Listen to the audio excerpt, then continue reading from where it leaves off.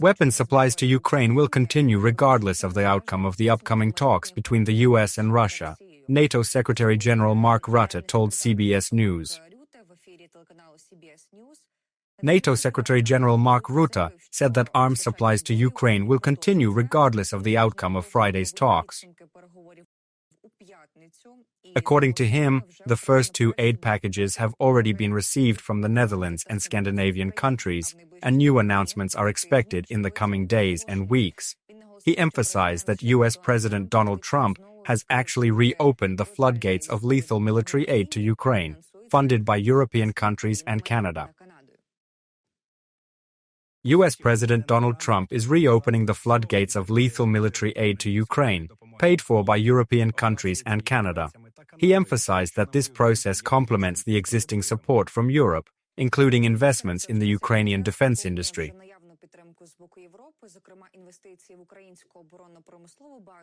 NATO will coordinate supplies through its command in Wiesbaden to ensure that Kyiv has all the resources it needs to fight and prepare for peace talks. He noted that on Friday, US President Donald Trump will seek to see if Russian dictator Vladimir Putin is serious. NATO Secretary General Mark Rutte said that if Putin is not serious, then everything will stop here, but if he is serious, then the process will continue from Friday. Rutte emphasized that Ukraine, Europe, and the United States are acting together, and Putin will never be able to divide the allies. In his view, Donald Trump's biggest foreign policy success was the NATO summit, which showed the alliance's unity. On August 8th, Trump announced he would meet Putin on August 15th in Alaska. A key topic will be the war in Ukraine. According to the World Journal, Putin may demand Russia's recognition of occupied Ukrainian territories in exchange for troop withdrawal. The EU and Ukraine have proposed a peace plan rejecting Putin's demands.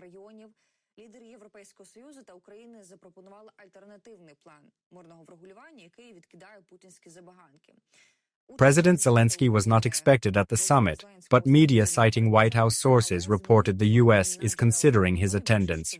European leaders, including German Chancellor Merz, insist he participate.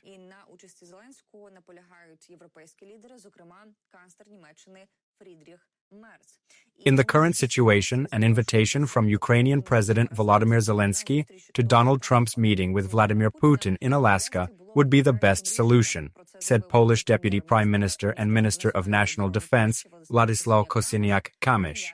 He said he believes in President Zelensky's invitation. There is talk of his possible participation in the Trump-Putin meeting, which would be the best solution and likely to happen. Kosiniak-Kamysz added that the West, led by the US, aims for a just and lasting peace.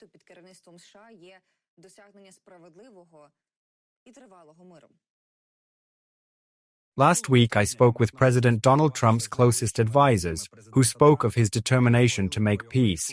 Poland will do everything to make a just peace a reality. The official said that the ceasefire agreement involving Volodymyr Zelensky is closer than ever before.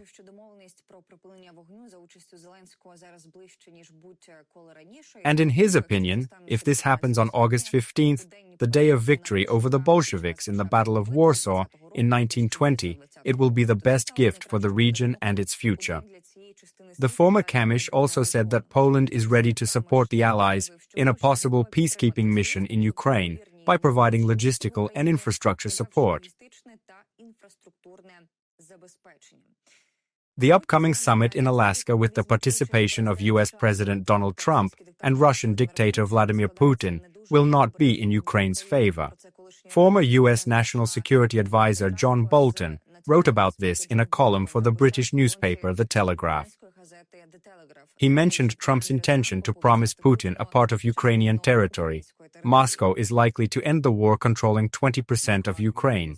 If anyone needed proof that Trump is not acting as a strategist in international affairs, but as a free electron, last week confirmed it.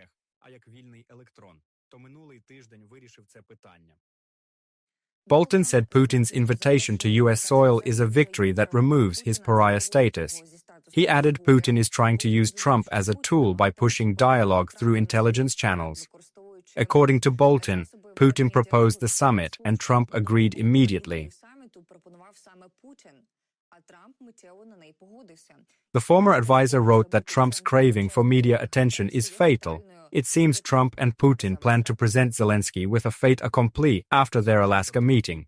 On Friday, Trump said Zelensky must overturn Ukraine's constitutional ban on ceding territory.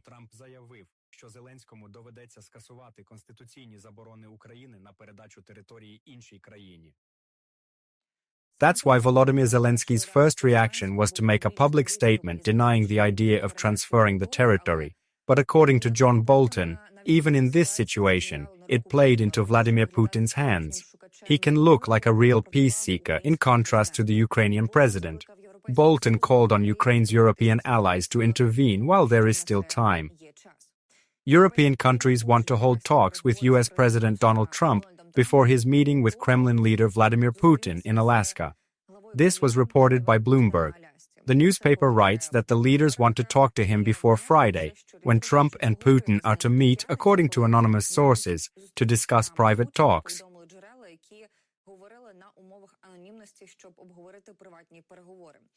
What preceded it? On Wednesday, August 6, Trump's special envoy Stitkov traveled to Moscow for talks with Vladimir Putin to discuss ending the war in Ukraine.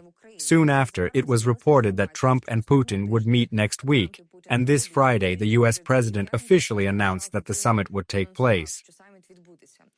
Before the Alaska talks, Trump mentioned a possible territory swap between Ukraine and Russia. After Witkoff's visit, media reported Putin agreed to a ceasefire if Ukraine withdrew from Donetsk. However, Bild said Witkoff misunderstood. Putin still wants control of Zaporizhzhia and Kherson. Bloomberg reports Putin demands Ukrainian troop withdrawal from Donetsk and Russian stops along the Zaporizhzhia and Kherson lines in talks with the US. Amid talk of territory exchange, Zelensky said on August 9 that Ukraine will not give up its lands.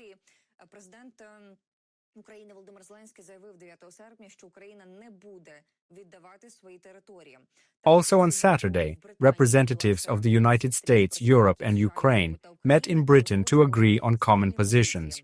Shortly afterward, the head of the European Commission and several EU leaders issued a joint statement supporting Trump's diplomatic efforts but insisting on a ceasefire before any peace talks begin. It is known in which city the U.S. Secret Service rented a house. This was reported by the New York Times. The White House has not confirmed the exact location of the meeting. The realtor, who is engaged in short-term rental housing in Anchorage, is an honorary consul of Germany.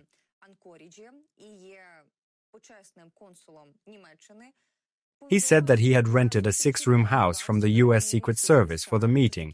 I quote, "This morning I was contacted by the U.S. Secret Service and asked if I had any rooms available. I told them that I had the premises they needed," said Larry Disbrow. He added that he understood why Alaska could be an attractive place for such a meeting from a historical point of view. But it certainly surprised me, Disbrow says. At the same time, the New York Times quotes Anchorage Mayor Suzanne LaFrance. In an interview today, she said that she had not received any information about whether Trump and Putin would meet in her city. She added, "Hosting leaders here in Alaska is a common thing. It's part of our history to be a place of diplomacy, because we are at the crossroads of the world." The newspaper noted that Trump has visited Alaska at least 5 times since taking office in 2017, mostly staying at Joint Base Elmendorf-Richardson in Anacortes. The New York Times added that the meeting with Putin will be Trump's first official visit to the state of Alaska since the beginning of his second presidential term.